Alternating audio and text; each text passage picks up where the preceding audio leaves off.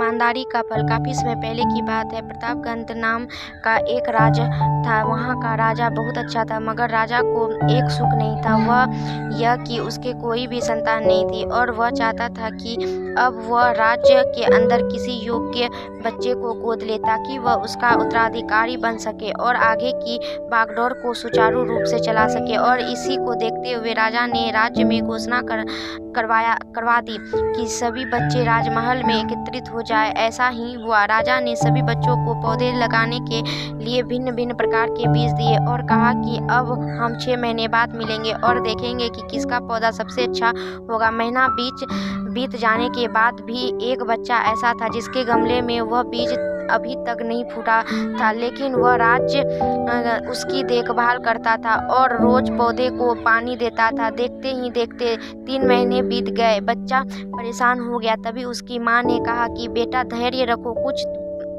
बीजों को फूलने में ज़्यादा वक्त लगता है। और वह पौधे को सींचता रहा। 6 महीने हो गया। राजा के पास जाने का समय आ चुका था, लेकिन वह डर हुआ था कि सभी बच्चों के गमलों में तो पौधे होंगे, उसका गमला खाली होगा। लेकिन वह बच्चा ईमानदार था और वो सारे बच्चे राजमहल में आ चुके थे। कुछ बच्चे जोश से भरे हुए थे क्योंकि उनके अंदर राज्य का उत्तराधिकारी बनने की प्रबल लालसा।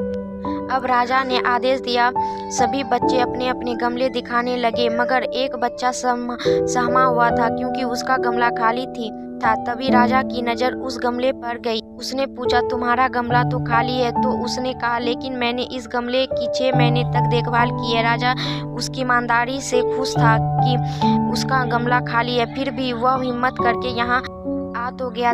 सभी बच्चों के गमले देखने के बाद राजा ने उस बच्चे को सभी के सामने बुलाया। बच्चा सहम गया और राजा ने वह गमला सभी को दिखाया। सभी बच्चे जोर से हंसने लगे। राजा ने कहा, शांत हो जाइए, इतने खुश मत होइए। आप सभी के पास जो पौधे हैं वह सब बंजर है। आप चाहे कितनी भी मेहनत कर ले उससे कुछ नहीं निकलेगा, लेकिन असली बीज यही था।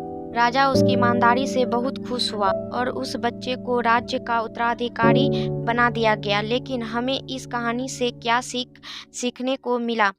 मेरे हिसाब से अपने अंदर ईमानदारी का होना बहुत ज़रूरी है। अगर हम खुद के साथ ईमानदार हैं तो जीवन के किसी न किसी पड़ाव में सफल हो ही जाएंगे, क्योंकि हमारी औकात हमें ही पता होती है। हम खुद को पागल बनाकर खुद का ही नुकसान करते हैं।